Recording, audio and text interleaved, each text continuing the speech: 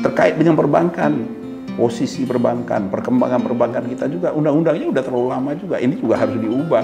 Padahal sudah ada undang-undang OJK, jadi banyak sekali yang sudah harus dilakukan perubahan. Jadi kalau menurut saya justru kita sudah terlalu terlambat kita melakukan perubahan undang-undang itu, ya, karena memang kebutuhannya udah sangat mendesak. Nah, kalau kita lakukan perubahan itu satu persatu, pertanyaannya yang mana yang akan didahulukan? BI dulu, undang-undang BI dulu, undang-undang perbankan dulu, undang-undang OJK dulu, undang-undang. Padahal semuanya itu perlu dilakukan perubahan. Nah, sekarang apalagi dengan adanya undang-undang P2SK, semuanya sudah menjadi lebih clear, lebih jelas. Ya, saya kira ini bisa menjadi penguat ya di dalam lembaga-lembaga keuangan kita untuk bisa berperan lebih bagus, lebih kuat, lebih bagus ya terhadap perekonomian kita.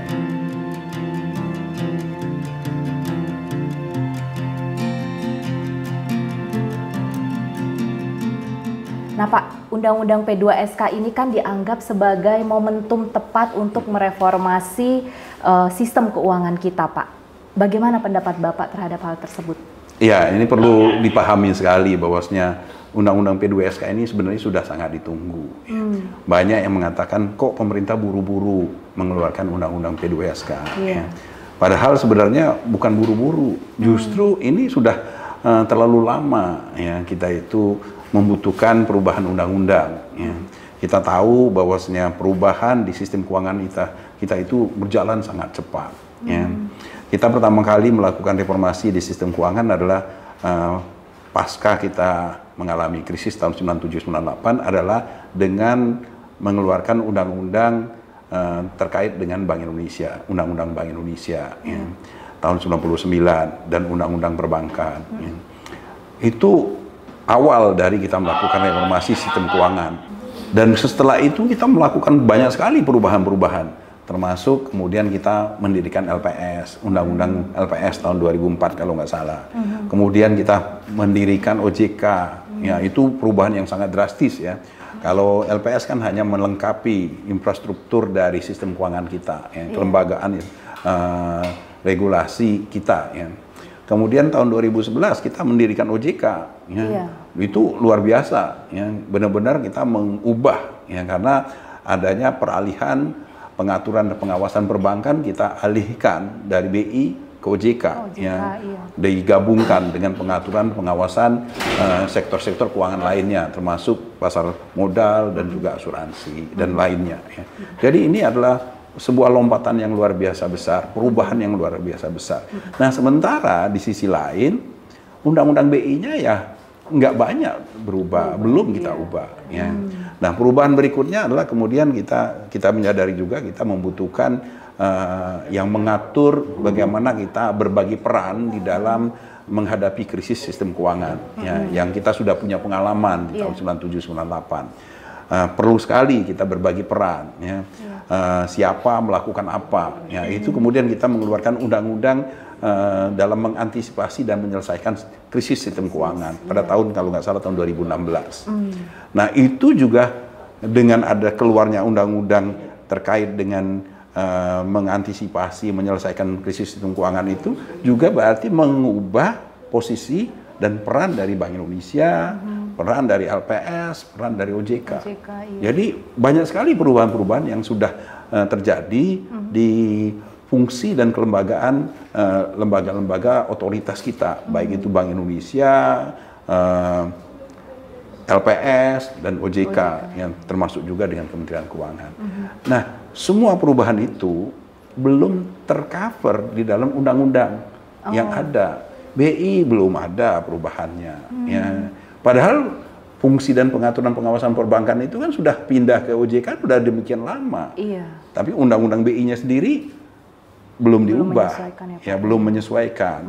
Ya, pengaturan pengawasan perbankan ada di OJK itu mengacunya bukan kepada undang-undang BI lagi, tetapi undang-undang OJK. Ya, mengacu kepada undang-undang penyelesaian krisis sistem keuangan. Terkait dengan perbankan, posisi perbankan, perkembangan perbankan kita juga undang-undangnya udah terlalu lama juga. Ini juga harus diubah. Padahal sudah ada undang-undang OJK, jadi banyak sekali yang sudah harus dilakukan perubahan. Jadi kalau menurut saya justru kita udah terlalu terlambat kita melakukan perubahan undang-undang itu, ya karena memang kebutuhannya udah sangat mendesak. Apalagi tahun 2000 kita keluar juga Undang-Undang Nomor 2 tahun 2020 yang berisikan ya Perpu bagaimana kita mengantisipasi krisis. Ya, peran dari BI, OJK, ya, LPS, ya, Kementerian Keuangan di dalam menghadapi pandemi itu diatur di sana, dan itu juga berkaitan dengan posisi dan peran masing-masing kelembagaan itu. Artinya juga ini juga harus diakomodasi. Jadi sudah sangat banyak alasan untuk kita itu melakukan perubahan undang-undang. Nah, kalau kita lakukan perubahan itu satu persatu, pertanyaannya yang mana yang akan didahulukan?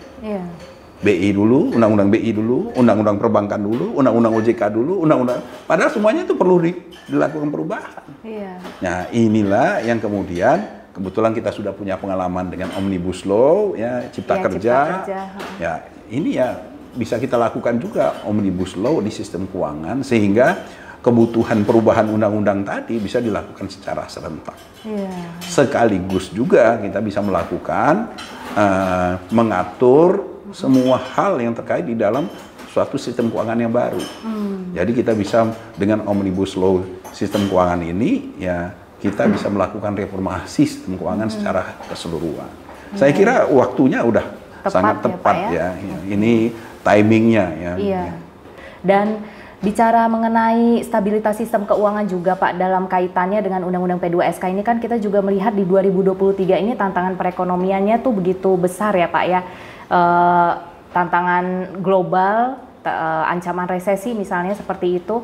Nah, bagaimana menurut Bapak, apakah Undang-Undang P2SK ini bisa membantu Pak untuk melancarkan apa ya istilahnya mitigasinya perekonomian Indonesia terhadap ancaman global tersebut? Ya, saya kira sebenarnya utamanya tadi ya alasan kita melakukan mengeluarkan Undang-Undang P2SK memang tuntutannya perubahan itu sudah terjadi ya. Dan juga sekaligus untuk mengantisipasi ke depannya ya yang sudah kita masukkan di dalam Undang-Undang Nomor 2 tahun 2020 ya. Misalnya bagaimana posisi dari Bank Indonesia ketika kita menghadapi suatu kondisi krisis. Bank Indonesia harus melakukan apa? Termasuk dalam hal ini ketentuan terkait dengan bahwasanya Bank Indonesia diizinkan untuk melakukan pembelian surat utang pemerintah, surat utang negara, SUN, itu di pasar primer ketika kita menghadapi krisis. Ya, hal ini kan kalau di ketentuan lama kan belum ada. Ya, adanya di Undang-Undang Nomor 2 tahun 2020 yang sifatnya sangat temporer. Nah, sekarang ini dimasukkan di dalam satu undang-undang yang sifatnya tidak lagi temporer. Ya, kalau yang di Undang-Undang Nomor 2 tahun 2020 itu kan temporer, hanya berlaku selama 3 tahun. Nah, ini kita masukkan di dalam Undang-Undang P2SK sehingga memberikan payung hukum yang kuat bahwasanya Bank Indonesia bisa berperan ya dengan payung hukum yang kuat untuk melakukan membantu ya bekerja sama dengan otoritas lainnya membantu menyelamatkan perekonomian. Dan kita harus juga mengakui bahwasanya coba bayangkan kalau pada tahun 2020 kita tidak mengeluarkan Perpu yang mengeluarkan Undang-Undang Nomor 2 tahun 2020 yang memberikan payung hukum, memberikan ruang bagi Bank Indonesia untuk melakukan ya, pembelian surat utang pemerintah di pasar primer, tidak terbayangkan bahwasanya kondisi fiskal kita akan sangat amburadul ya, akan sangat kesusahan, dan ketika fiskal kita kesusahan, kita tidak bisa melakukan membantu perekonomian. Perekonomian kita bisa tidak terselamatkan. Ya, syukur ya saya selalu saya jujur aja saya selalu memuji dan mengacukan kedua jari saya, jempol jari saya ya. Saya sangat mengapresiasi bagaimana di awal tahun 2020 itu, di awal pandemi, itu otoritas kita, yang Bank Indonesia, Kementerian Keuangan, dan OJK, dan LPS, itu segera menyusun semua apa yang harus dilakukan untuk mengantisipasi apa yang bisa terjadi selama krisis pandemi.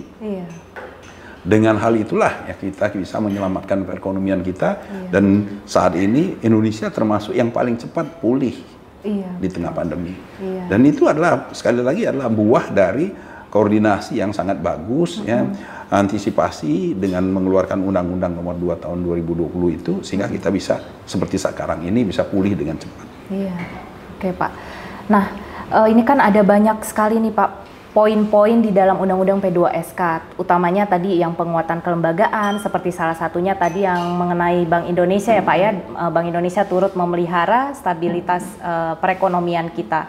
Nah, kemudian ada juga aturan-aturan yang akan dibuat yang mengatur instrumen-instrumen di setiap industri keuangan gitu ya Pak ya. Nah, kalau Bapak melihat nih Pak, apa aja sih yang krusial yang menjadi highlight Bapak dari Undang-Undang P2SK ini Pak? Sebenarnya banyak ya, iya, cakupannya luar biasa. Kalau ditanya terbuka seperti itu saya susah jawabnya ya. Tapi seperti saya sampaikan tadi, isi dari Undang-Undang P2SK itu sebenarnya pertama menegaskan perubahan yang sudah terjadi, ya, memberikan payung hukum yang lebih kuat untuk yang sudah terjadi, termasuk seperti tadi ya. Tuntutan misalnya terhadap penguatan kelembagaan terkait dengan BI misalnya ya. Bank Indonesia selama ini kan kita ketahui hanya punya single objektif, yaitu menjaga inflasi. Nah, di dalam Undang-Undang P2SK kan itu diperluas. Jadi BI tidak hanya ngurusin inflasi, tapi juga termasuk menjaga pertumbuhan ekonomi, ya, berkontribusi mendorong pertumbuhan ekonomi, menciptakan lapangan kerja. Ya. Sebenarnya hal ini bukan hal baru, ya, karena hal itu sudah kita lakukan pada periode yang dulu dengan menggunakan Undang-Undang BI tahun 68. Ya, jadi perubahan bahwasanya BI menjadi single objektif itu terjadi di tahun 99. Ya, tahun 68 sampai tahun 99 kita BI itu memiliki multiple objektif. Ya. Di tahun ini kita kembali ke periode yang lama. Jadi bukan sesuatu yang baru sebenarnya. Ya. Tetapi hal ini adalah sesuatu yang menurut kita adalah menjadi lebih relevan untuk periode kedepannya. Sehingga memberikan keleluasaan bagi BI untuk melaksanakan sebenarnya apa yang sudah dilaksanakan oleh BI selama ini. BI selama ini kan sebenarnya tidak hanya fokus di inflasi sebenarnya. Harus diakui BI juga ikut juga ya di dalam misalnya mengembangkan UMKM. Ya itu kan sudah dilakukan oleh BI ya dengan menciptakan klaster-klaster. Kalau kita ke daerah-daerah itu kantor-kantor Bank Indonesia di daerah itu membina pengusaha kecil yang mengembangkan klaster-klaster pertanian yang memang dalam konteks inflasi, tapi itu kan sebenarnya terlalu jauh kalau BI masuk ke mengatur inflasinya, menjaga inflasinya sampai ke sisi produksi. Tapi kenyataannya udah dilakukan oleh BI. Nah, sehingga dengan Undang-Undang P2SK ini BI mendapatkan payung hukum yang lebih kuat bahwasanya BI bisa melakukan itu. Ya. Jadi hal seperti itu diperkuat dengan Undang-Undang P2SK. Nah, di Undang-Undang P2SK juga saya lihat adalah mengantisipasi ke depan juga ya. Bagaimana misalnya terkait dengan pengaturan inovasi teknologi keuangan.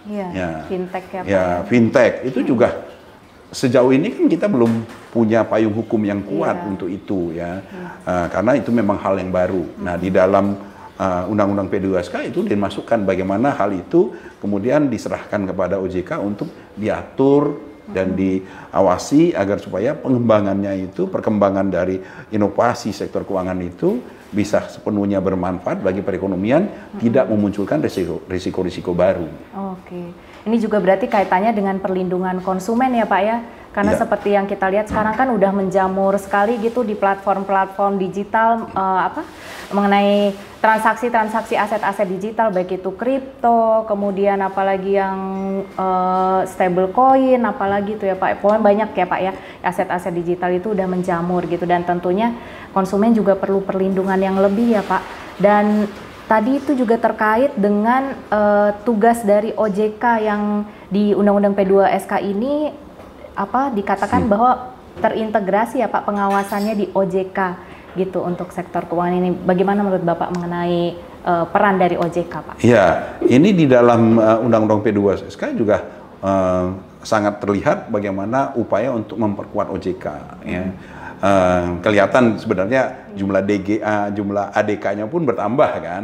jumlah ADK-nya bertambah, ya kemudian termasuk di dalam posisi dan kewenangan dari Ketua OJK, ADK itu banyak perubahan sebenarnya di situ ya. Saya kira itu akan sangat membantu bagaimana OJK nanti menjalankan perannya, menjalankan fungsinya ya. Nah, terkait OJK ini, OJK memiliki tambahan fungsi-fungsi baru ya, termasuk tadi yang saya sebutkan terkait bagaimana mengatur inovasi teknologi sistem keuangan ya. Ini termasuk juga terkait dengan kripto, ya itu juga diserahkan kepada OJK. Ya. Dan ini saya kira suatu hal yang sangat bagus ya, karena memang ini sesuatu ya keniscayaan ke depan ya, nggak bisa kita elakkan, memang sesuatu yang pasti berkembang dan harus diatur dan diawasi. Demikian juga terkait dengan misalnya kalau kita bicara tentang industri keuangan non bank. Ya.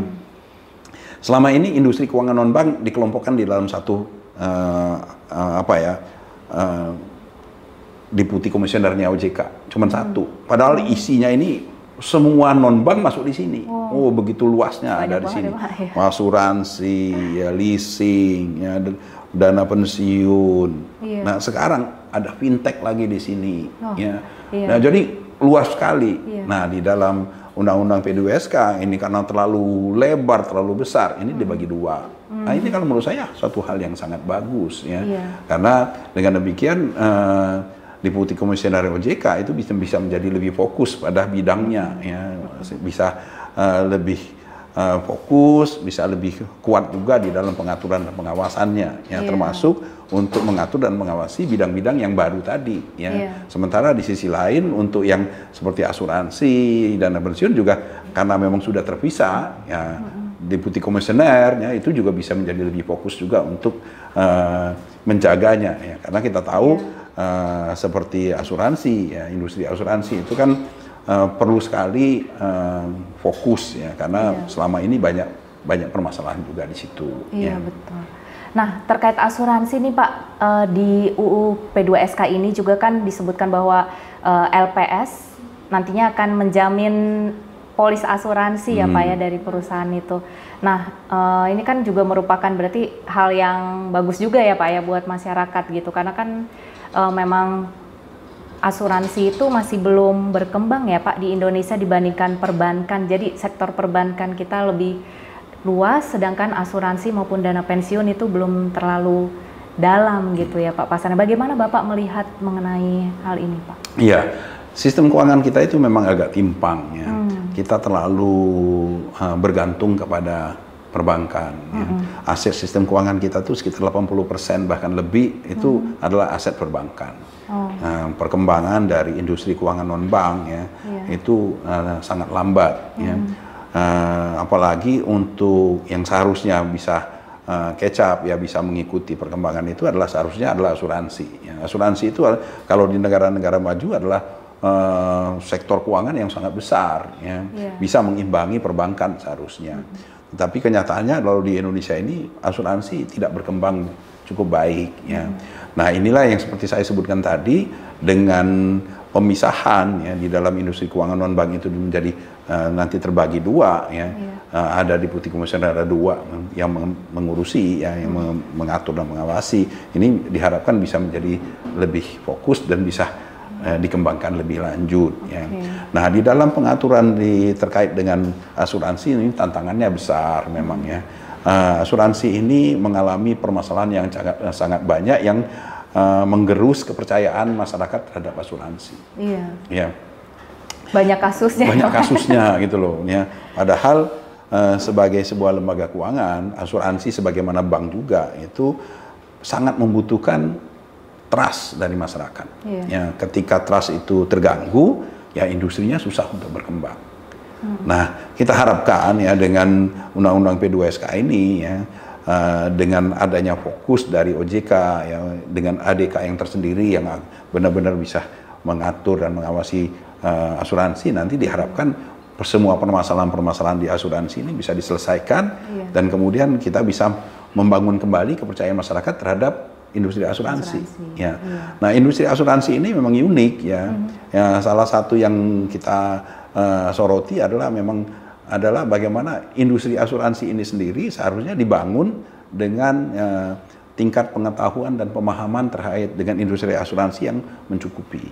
Ya, ini masyarakat kita kan sangat awam asuransi. Iya. Ya, sejauh ini literasinya rendah, sangat rendah. Ya, ini harus ditingkatkan. Jadi ini adalah salah satu tugas juga dari OJK nanti untuk bagaimana memunculkan ya terobosan-terobosan dalam upaya untuk membangun literasi, edukasi kepada masyarakat terkait dengan berbagai kelembagaan sistem keuangan. Bagaimana masyarakat kita bisa mengenal asuransi, bisa mengenal dana pensiun. Ya, dana pensiun juga menarik nih. Kemarin baru aja kan Pak Erick Thohir menyebutkan ya 65% dana pensiun BUMN bermasalah. Oh, ini kan sekali lagi ini karena memang literasi kita ya terkait dengan lembaga keuangan itu sangat minim ya. Nah Pak, ini kan juga Undang-Undang P2SK ini juga mengakomodir kebutuhan dari masyarakat kecil ya Pak ya, seperti UMKM, pengusaha mikro, pengusaha kecil gitu. Lewat ingin mengintensifkan, mengoptimalkan pembiayaan untuk mereka gitu. Nah, di sini juga dibutuhkan konsolidasi perbankan ya Pak ya. Katanya untuk biar lebih efisien supaya perbankan juga bisa lebih mensupport UMKM gitu. Nah, gimana sih Pak supaya perbankan kita ini bisa lebih mensupport lagi pembiayaan atau pemberian kredit yang lebih mudah, lebih bunganya juga mungkin lebih bersahabat gitu ya Pak untuk para pengusaha kecil kita. Nah, kalau kita bicara tentang UMKM ini memang kita bicaranya dua sisi, ya. Bukan satu sisi. Ya, perbankan itu sebenarnya sifatnya nunggu, ya. Kalau bahasa kerennya itu perbankan itu follow the trade. Dia tidak create the trade, ya. Jadi dia nunggu, Pak. Ya. Dari sisi perbankan sebenarnya nggak ada masalah, ya. Cuman masalahnya itu kan dari sisi perbankan kita sebutlah sisi supply, ya. Dia yang menyediakan pembiayaan, dan dia nunggu sifatnya. Nah, bagaimana kita mengembangkan UMKM itu akan sangat bergantung kepada sisi demand-nya yang minta pembiayaan, ya, yaitu dari sisi UMKM-nya itu sendiri. Ya. Nah, kalau dari sisi supply, ya, dari sisi perbankan ini memang ada batasannya di dalam menyalurkan kredit, karena kita tidak bisa juga berharap bahwasanya perbankan jor-joran di dalam menyalurkan kredit tanpa mengindahkan ketentuan kehati-hatian yang harusnya selalu dipegang oleh perbankan. Karena perbankan ini kan menggunakan dana publik, ya, jadi mereka amanah, harus hati-hati, ya, nggak bisa asal-asalan. Jadi kalau sejauh ini saya melihat sebenarnya perbankan itu sudah cukup berupaya untuk menyalurkan kredit kepada UMKM, ya, dalam batasan-batasan yang sesuai dengan ketentuan tadi, kehati-hatian. Nah, yang paling perlu kita ya di dalam hal ini, di dalam kita mengembangkan mendorong pembiayaan kepada UMKM itu adalah dari sisi UMKM-nya sendiri, ya, kesiapan UMKM untuk bisa menjadi nasabahnya bank. Ya, istilahnya bagaimana membuat UMKM kita menjadi visible dan bankable. Nah, ini yang saya kira ini tidak hanya di dalam undang-undang P2SK-nya, ya, tetapi juga di dalam ketentuan-ketentuan lain yang bisa kita sinergikan di dalam membangun ekosistem pembiayaan dan pengembangan UMKM tersebut, sehingga UMKM ini siap, ya, dan bisa menjadi nasabahnya bank. Banknya sendiri memang perlu diperkuat, ya. Nah, memang seringkali juga ya di dalam berbagai literatur, di dalam berbagai diskusi kita disebutkan bahwasanya UMKM ini kalau nunggu sesuai dengan ketentuannya bank memang akan sangat sulit, ya. Karena banyak sekali memang UMKM kita ini yang istilahnya itu sampai kapanpun dia tidak menjadi visible, tidak menjadi bankable, ya. Banyak yang visible tapi tidak bankable. Nah, pengembangan program-program banking yang seperti ini yang dibutuhkan, ya. Secara keseluruhan seperti yang saya sampaikan tadi. Nah, pengembangan produk-produk yang bisa dicocok inilah yang perlu dikembangkan. Tetapi saya kira itu juga tidak bisa kita generalisir, kita berikan kepada semua bank. Nggak mungkin juga. Karena harus dipahami bahwasanya melayani UMKM itu tantangannya memang rumit. Ya. UMKM itu ya walaupun kita sering sebut bempernya perekonomian, bahwasanya UMKM itu tahan banting, secara makro iya, secara mikro ya UMKM itu fragile, ya. UMKM itu rapuh. Ya coba bayangkan aja misalnya tukang bakso, ini kan usaha mikro. Ya. Tukang bakso itu kan pegawainya dia sendiri, pemiliknya dia sendiri, ya kan? Oke, baksonya rame, laris.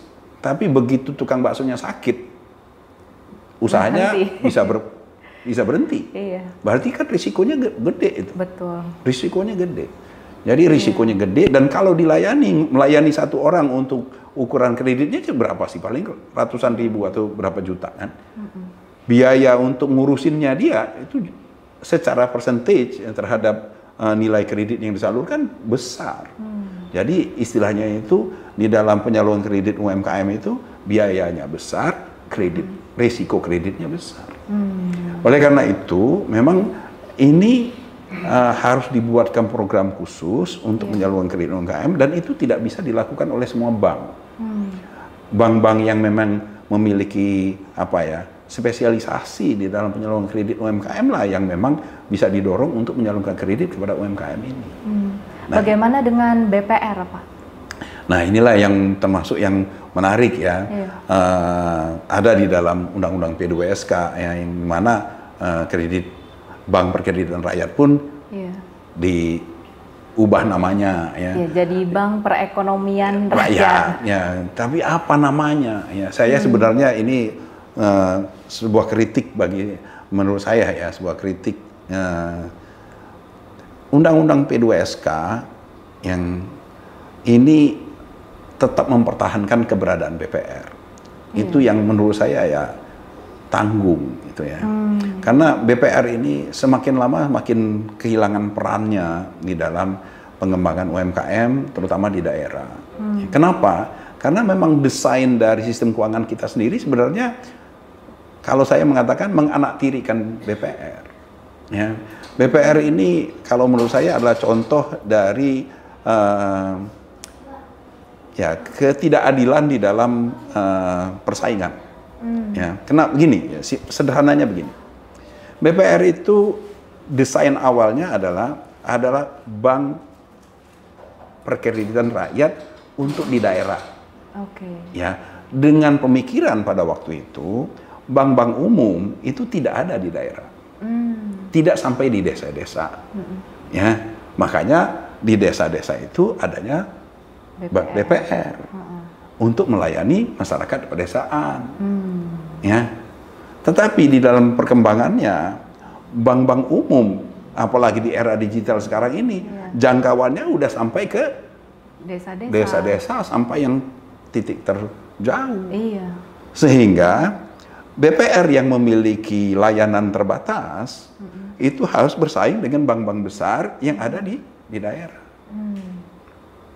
Coba bayangkan, BPR yang dengan keterbatasannya itu harus memiliki cost of fund yang tinggi, harus bersaing dengan bank-bank besar yang ada di daerah yang memiliki cost of fund yang rendah. Secara persaingan mereka udah kalah. Ya, saya sebenarnya lebih mengusulkan BPR ini ya kita rombak seharusnya keberadaannya, harus kita pikirkan ulang apakah memang kita desain perbankan kita membutuhkan BPR.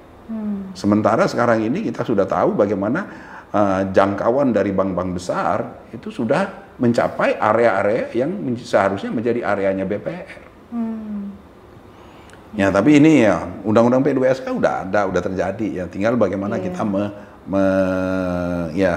menyesuaikan dengan Undang-Undang P2SK itu agar supaya BPR ini bisa tetap kita perkuat. Sekarang ini kalau menurut saya kasihan BPR, kasihan teman-teman yang di BPR. BPR itu kan di dalam mereka mengumpulkan dana pihak ketiga dan masyarakat kan cost of fund-nya tinggi.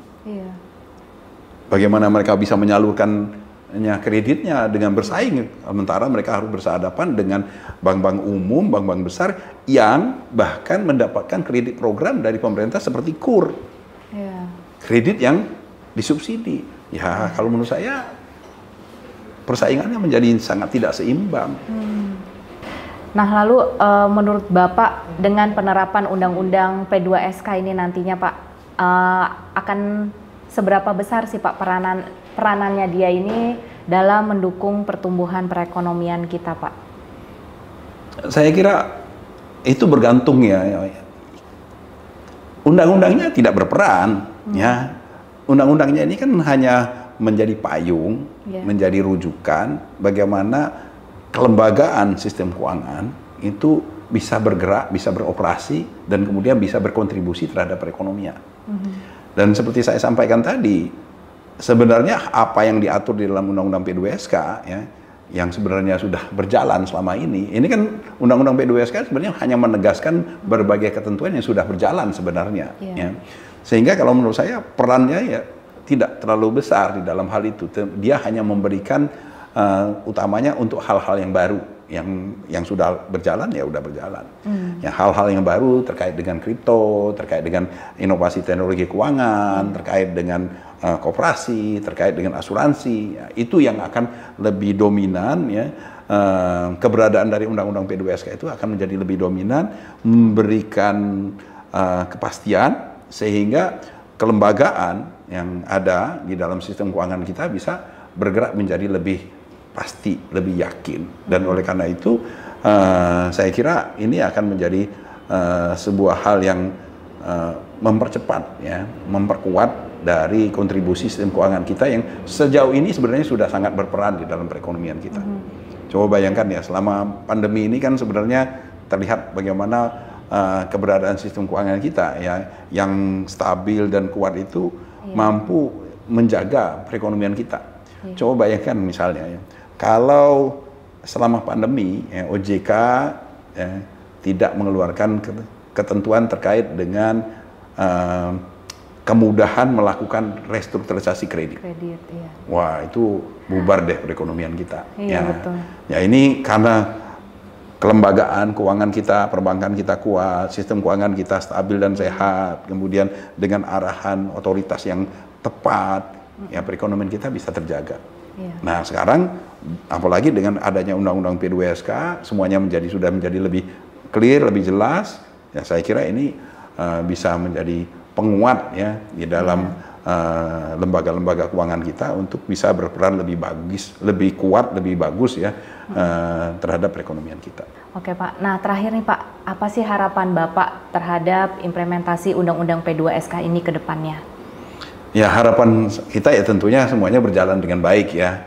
Ya, tentunya itu sangat bergantung kepada bagaimana nanti lembaga-lembaga, ya, kementerian dan lembaga yang menjadi dalam hal ini sebagai lembaga pelaksananya, ya, yaitu BI, ya, kemudian Kementerian Keuangan, OJK, LPS, itu menindaklanjuti apa yang sudah menjadi amanah di dalam undang-undang. Termasuk dalam hal ini mengeluarkan ketentuan operasional, ya, yang akan menegaskan, ya, memperjelas bagaimana hal tersebut harus dilaksanakan nantinya. Termasuk, ya, yang seperti disampaikan tadi, terkait dengan penjaminan asuransi misalnya, ya, ini kan sangat ditunggu ini. Pasti ditunggu banget, ya Pak. Sangat ditunggu, ya. Jadi kita berharap, ya, LPS bisa menindaklanjuti undang-undang ini bisa dengan sesegera mungkin, ya, sehingga penjaminan terhadap premi asuransi itu bisa segera dilakukan, ya, tanpa harus mengganggu peran dari LPS untuk penjaminan dana perbankan. Ya, ini memang tantangannya besar bagi LPS, tapi saya kira tidak menjadi sebuah alasan untuk kita berlambat-lambat, karena kita sangat membutuhkan hal ini bisa dilaksanakan segera mungkin.